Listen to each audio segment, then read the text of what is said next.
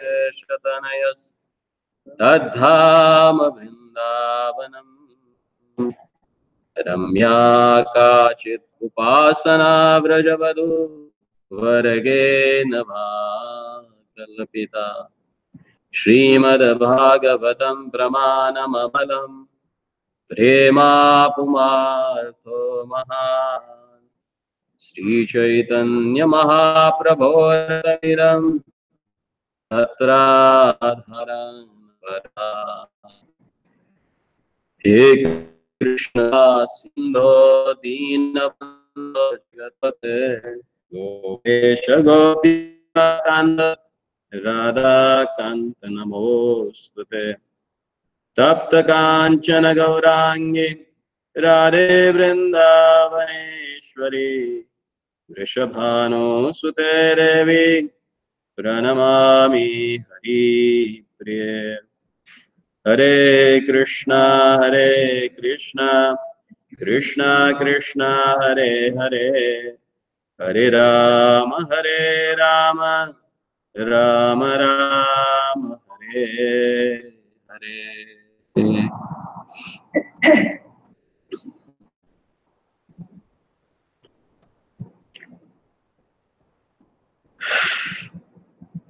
उद्यस्तस्य हि कामस्य प्रतिवादो न शस्यते अपि निर्मुक्त संगस्य कामरक्तस्य किं पुनः.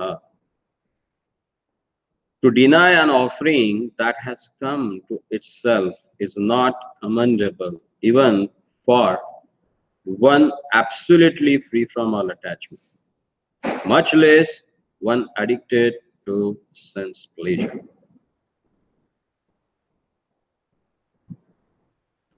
So again,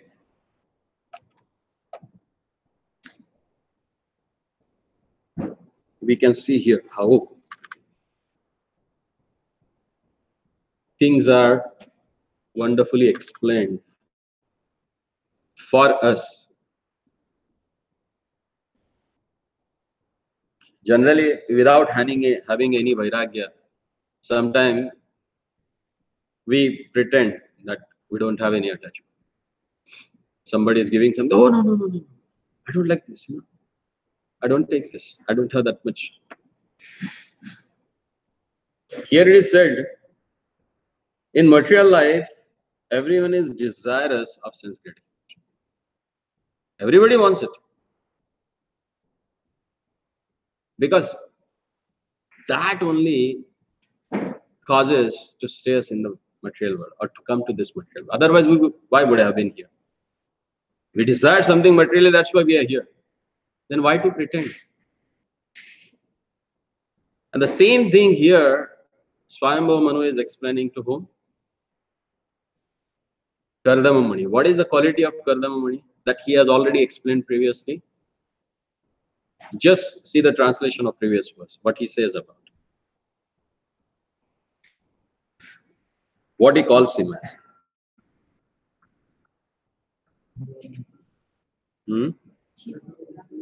Chief of the Brahmanas. And what are the qualities of Brahmanas?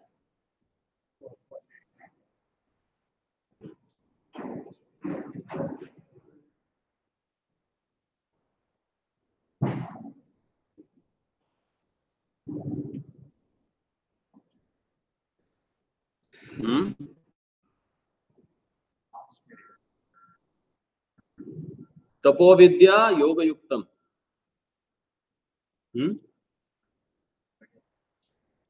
Tapa, the first and foremost quality means austerity. Austerity means what? That day we discussed. What do you mean by austerity? Yes. For whom? For the pleasure of the Lord. Whatever you accept, especially the inconvenience. Inconvenience for what? Your sense getting.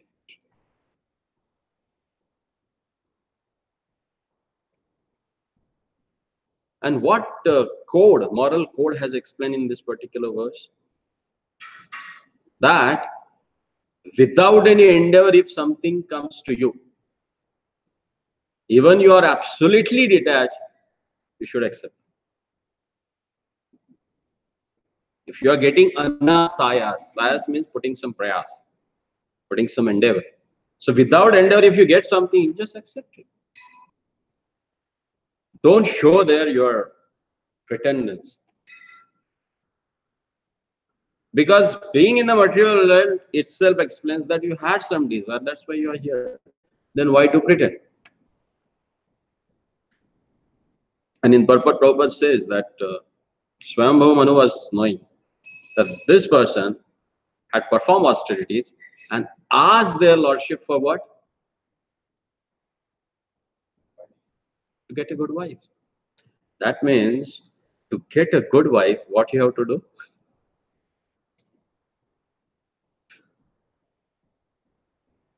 That's why person is growing his bread, having nirjalas, fasting, eating some one time, and pleasing their lordship.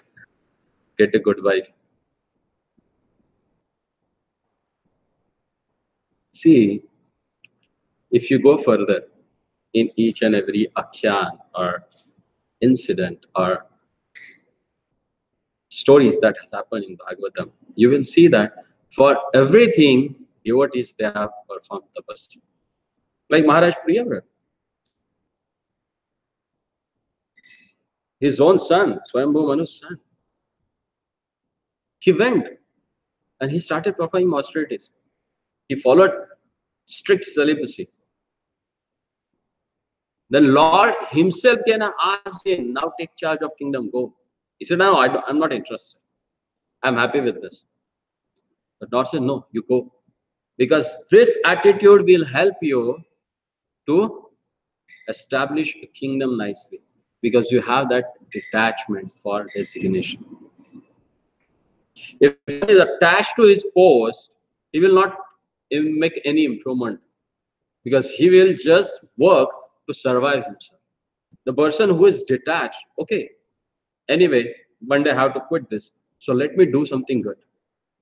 To establish his tenure, to come out forth with something, he will do it as an impact on society. But if someone is attached, then it's not possible. Nothing happens. And we are seeing the example in India itself. If you get a leader who is unattached to his own position, he can do a lot. Because he gets a lot of time to work on rather than trying to sustain his own post. And here, same thing we can see. Because before getting that thing, they were trying to please the Lord. So what was the first aim of their life? What is the first priority? To please the Lord. And if he get pleased, he favors, then anything and everything can happen. And here, Karadama Muni, he controlled his senses. He is known as chief amongst the Brahmanas. What the proper word they have used for? What's that word?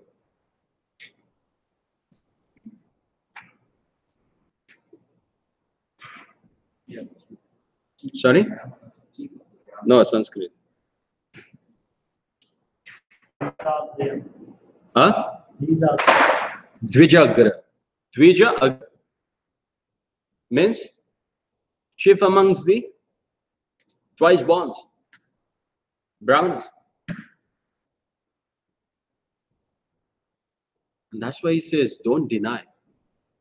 Here I am to give you my daughter, to fulfill your purpose. And who is she? That is also explained in previous one. She is Sarvatma Anurupa. She is equal in all character qualities that you have. Rupa, Guna, Vaya, and topmost is Sheila. Sheila, then comes Rupa, then comes Guna. So that will help you. He's putting things in a such a way that Kardama should not deny. That's the proper way of proposing. Swayambhu is explaining each and everything to his by his own example. How one son should behave. Like he first approached to Brahma. Now my marriage is my daughter is marriageable. What should I do? So as a son, he showed what one should do. If he has to take any firm decision in his life, he should approach first his father, take his permission. Then what he's supposed to do? To execute the will of his kids or his children or his santan, he should follow them. That. And then what he should do? He should approach the person. Then when he goes there, again he shows, being a grahastha, how he should honor Brahmana. See, by this one incident, how many codes of morality and codes of conduct he is teaching us. As a son, as a father, now as a grahastha, now he is glorifying Brahmana. After that, a mature Kshatriya, how he behaves. Because after such a glorification by a Dvijagra, by the topmost Brahmana, now what a mature grahastha or mature Kshatriya should do, he has explained by his own way. He again praised and he humbly submitted himself at the feet of Kardama. And now, as a being a father of a daughter, how he should put proposal for her marriage, that has also explained. And he explained and showed in a such a way, he proposed in a such a way that Kardama should not deny, he should accept that proposal. So this one incident itself shows us so many moral codes and conducts that we should adopt in our life. And next thing, as explained in this purport, Prabhupada says at the last,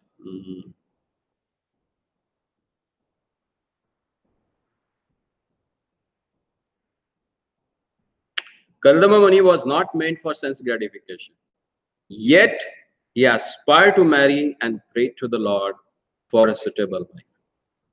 This was known to Swayambhu. He indirectly convinced Kardama Muni, you desire a suitable wife like my daughter, and she is now present before you. You should not reject the fulfillment of your prayer. You should accept my daughter. Now the question comes, he never asked for to Swayambhu Muni, he had asked Lord. So sometimes it's not necessary that Lord will directly provide you what you have asked for. He may make someone as a medium, and through him he gave. That's why it is said, which has come without any endeavor to you, just accept it. Because if your desire never works, then Lord's desire is working on you. As they say, if your plans are not working, then his plans are working for you. So just enact. And if you do that, as we were discussing yesterday in Bhakti Shastri class, Prabhupada has clearly mentioned in one of the purport of 12th verse of Ishopanishad. He says, how devotee can draw the attraction of Lord. Prabhupada says, if you sincerely hear about Lord's activities, his pastimes, and glories of his and his devotees, then that draws the attention of Lord towards the devotee. And then what happened? Prabhupada writes further that if Lord gets attracted to you, he enters in your heart and cleanses it from all the contaminations arise due to the mode of ignorance and passion, and puts you on the mode of a goodness where you can remember him constantly.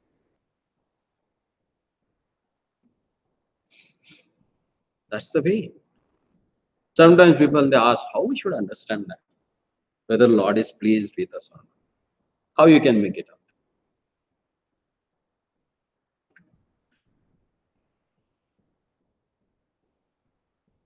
कि दादा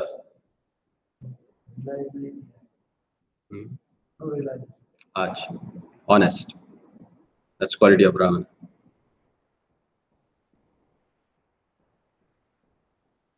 See, my spiritual master told me how you can understand that whether Lord is pleased to you with you or not, by or whether he is satisfied with your service or not. Once I asked him specifically, because what is the a parameter through which I can understand that, oh, now he is pleased with me. Oh, he has not accepted my service. How I can do that? On what basis? He said, whenever you render service, after rendering that service, if your heart feel contentment, and most important thing, if you get attraction for hearing and chanting the name of Lord, then you make it out that Lord is satisfied. Because his satisfaction can give you pleasure. And that pleasure can be derived only by hearing and chanting. So if you do service properly and that is accepted by the Lord, definitely you are going to get a taste in holy name and hearing about Lord. Does it make sense? Because that's the only one criteria through which you can understand. Nothing else. Here, we are discussing about the personalities who pleased their Lordship personally. And Lord appeared in front of them face to face. And when you discuss about such a personalities, definitely that is going to please their Lordship. Otherwise, people will think that this is supposed to give us a law of Godhead. Where is the law of Godhead here? Huh? Here looks like a simple material thing is going on. One father is approaching for a suitable bridegroom with his daughter and he is asking him to get married. Where is the spirituality here? That question may come in the mind. Huh? If you read it directly, how you can understand? Then in the next verse, text number 13, it is said, Ya udyatam anaditya kshinam abhiyachate shiyate tad yashahas pitam manascha chavarjanaya hataha. One who rejects an offering that comes of its own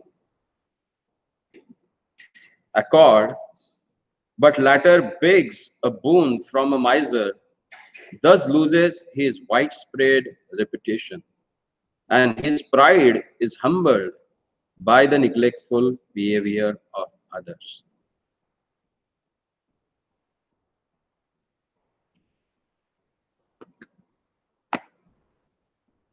The general procedure of a Vedic marriage is that a father offers his daughter to a suitable boy. That is a very respectable marriage. A boy should not go to the girl's father and ask for the hand of his daughter in marriage.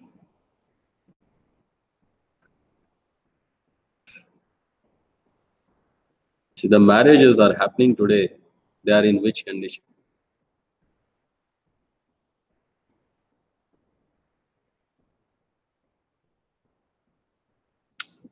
A boy should not go to the girl's father and ask for the hand of his daughter in marriage. That is considered to be humbling one's respectable position. Swayambhuva Manu wanted to convince Kardama Muni, since he knew that the sage wanted to marry a suitable girl. I am offering just such a suitable wife. Do not reject the offer. Or else, because you are in need of a wife, you will have to ask for such a wife from someone else. Because who may not behave with you so well. In that case, your position will be humbled. Another feature of this incident is that Swayambhu Manu was the emperor, but he went to offer his qualified daughter to a poor Brahmana. Kardama Muni had no worldly possession. He was a hermit living in a forest, but he was advanced in culture. Therefore, in offering one's daughter to a person, the culture and quality are counted as a prominent, not wealth or any other material consideration. So again, the limitations and proper criteria for marrying daughter has explained. Generally nowadays, what do they see? Huh? कितना कमाता है, package क्या है? Huh?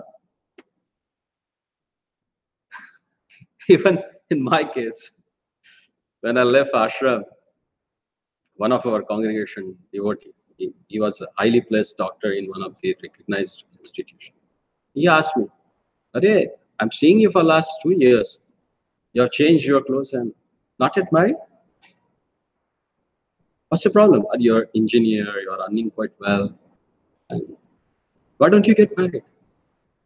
I said, nobody think me as a responsible, so they are not giving their daughter. Ah, they are foolish. And after I asked him, you have one daughter. Oh, since that day, I never seen him. To show sympathy or to show the outful everything is very easy. But to act on that thing, in one sense, you are glorifying someone. And now when the turn comes yours, yeah, it's okay. So here it is said that the person should not go and approach himself to get a wife. That is more humbling your position. But father should come to you. And here, who is coming to whom? The emperor.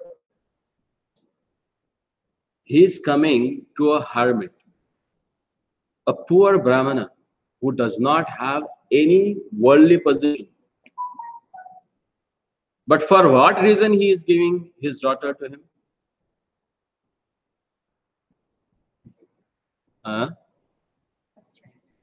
Because he has a culture. So what is indicated from this incident? Who has culture? Now there are two cultures. One saying Western culture, we are the superior, we are the sanskari. We are speaking about culture. There is nothing like a Western culture because it is not started. Still they are on the animal civilization. So forget about it. So we are speaking about culture. Both are culture. Who? Father, he knows that he needs a cultured son-in-law, so he is cultured. The person is cultured. So culture is with the poor people because they don't have pride. They are having a humble nature. The humility brings the culture.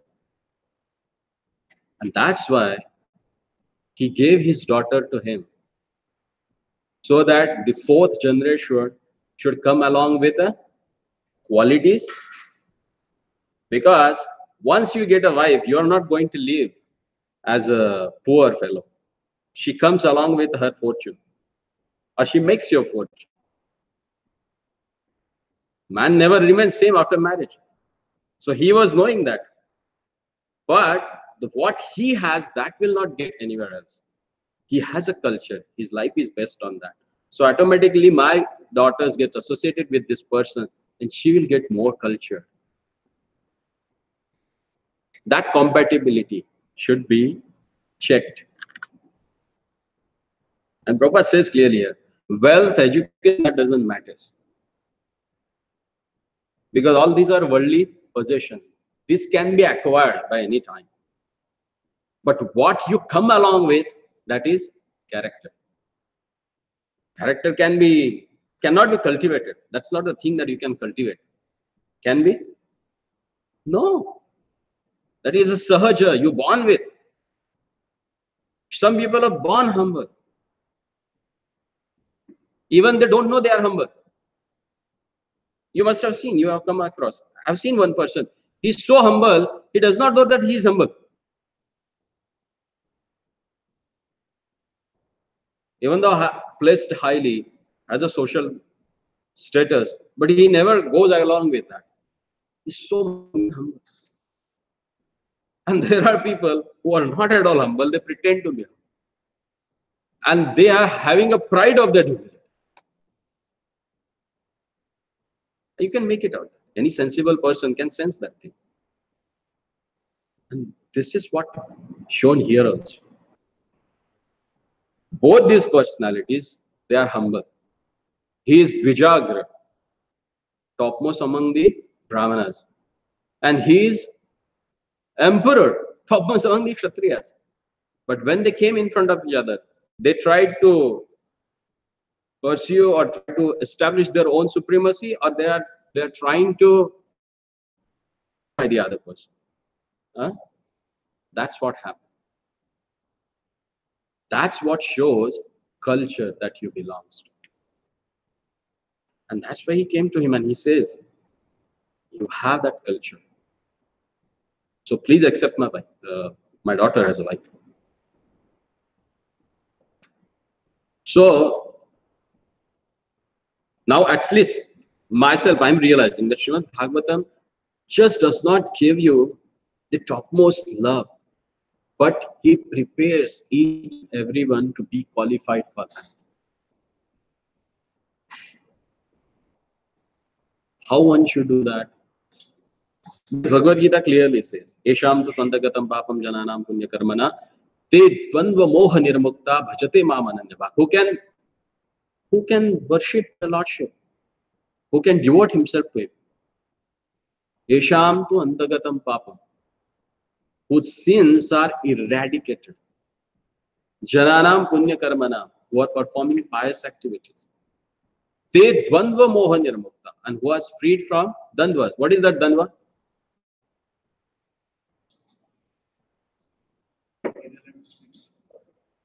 Dvandva, duality. What is the duality in this material world?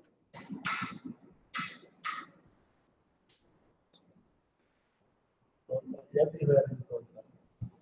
Do this or do not do or do. Mind always. Ichha and dvesha. That is real dvandva. You desire and you envy something. When you desire, you want to do it. You envy someone, you don't want to do it. Why should I? That question comes. So the duality of material world is ichha and dvesha. So te dvandva niramuktaha, who has freed from this duality. Bhajate mam ananya. And how that happens, that is shown here by Swayambhu Manu and Kardamamuni. By following the proper codes of conduct, one can get rid of his sinful actions. This is what we can learn from this incident.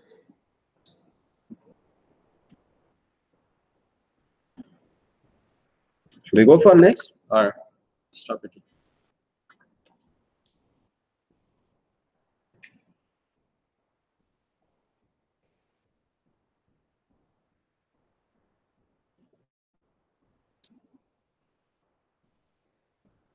It's a small verse we can.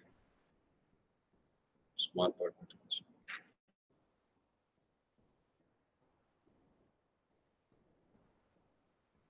Aham tvam ashruṇvam vidvan vivahartam samudyatam atasvam upakurva naha prattam pratigrihan me.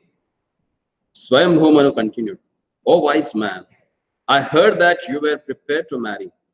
Please accept her hand, which is being offered to you by me, since you have not taken a vow of perpetual celibacy.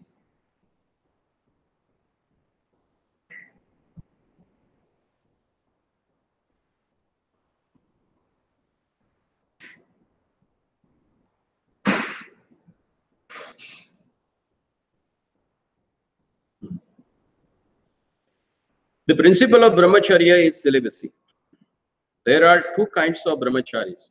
One is called Naishtika Brahmachari, which means one who takes a vow of celibacy for his whole life. Whereas the other, the Upakurvan Brahmachari, is a Brahmachari who takes the vow of celibacy up to this certain age. For example, he may take a vow to remain celibate up to 25 years of age. Then, with the permission of his spiritual master, he enters married life. Brahmacharya is student life, the beginning of the life in spiritual orders.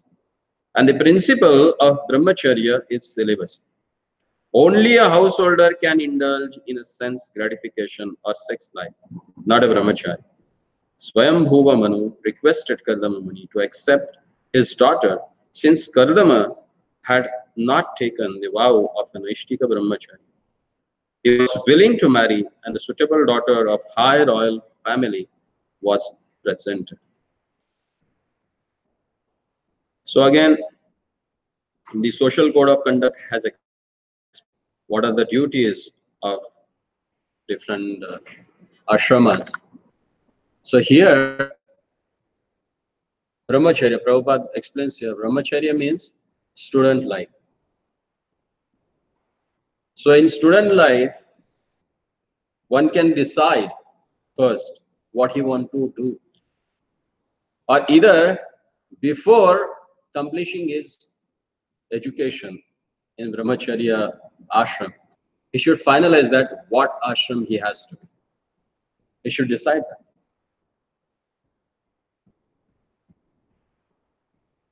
And once he decides that, according to that, he gets trained.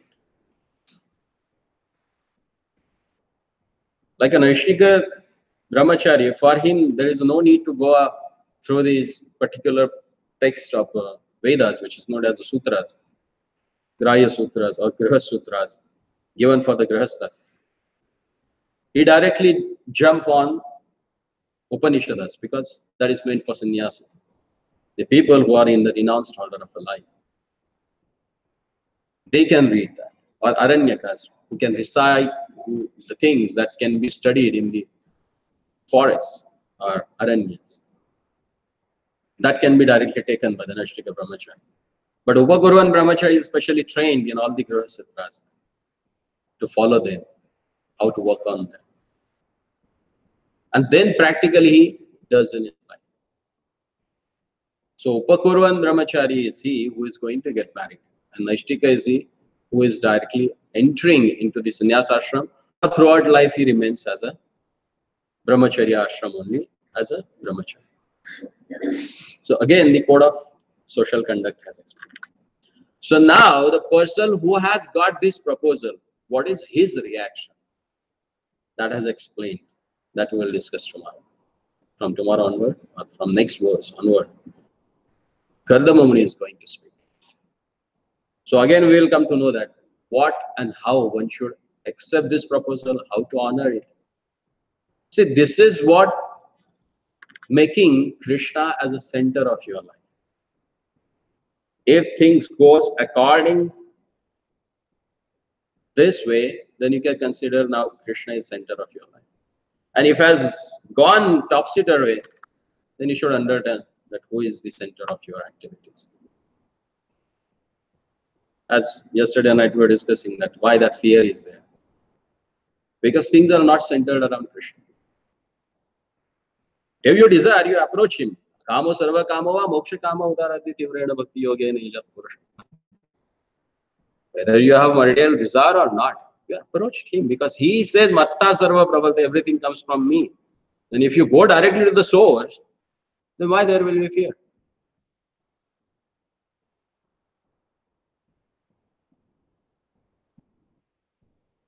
There is a fear because we don't care for the Lord's existence. If we care for his existence, you will not fear them. You will dare to do something. Why? Because you are fearless. Does it make sense?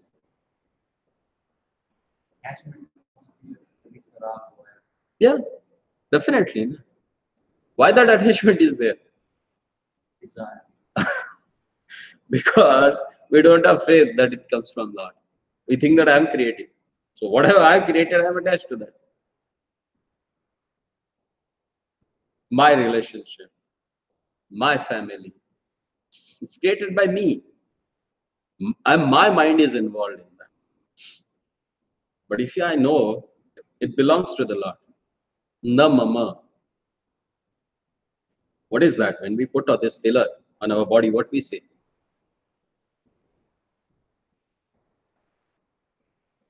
Keshavaya Namaha. What is that? It is not mine, it's Keshava's. When you touch all the sensitive part of your body, because these are our manama bindus where we are putting tilak, because these are the weakest part of your bodies. They are protected by the Lord's name. And what you are saying, they belong to this bit belongs to Keshava, this belongs to Narayana, this belongs to Madhava, this belongs to Govinda. And then we say, I belong to my wife. That causes pain. I belong to my family. That causes pain. I belong to this community. I belong to this track of land. That creates. But if you think Vasudhaiva Kutumbakam, everything belongs to the Lord, then everything is my father's property, then why should I fear? Really? You will dare, as Prabhupada has done. At the fag end of life, he was not knowing whom to go, where to go. He came here at the age of 70. Huh? And he dared to establish this. Why? He never had a fear in his heart. My Lord, you have brought me. আমি তো কাষ্ঠের পুচলি নাচাতে তাই নাচাও. I'm just like a what doll? What they call? Puppet. I'm in the puppets of your hand. So make me dance. I'm ready for that. Make me dance.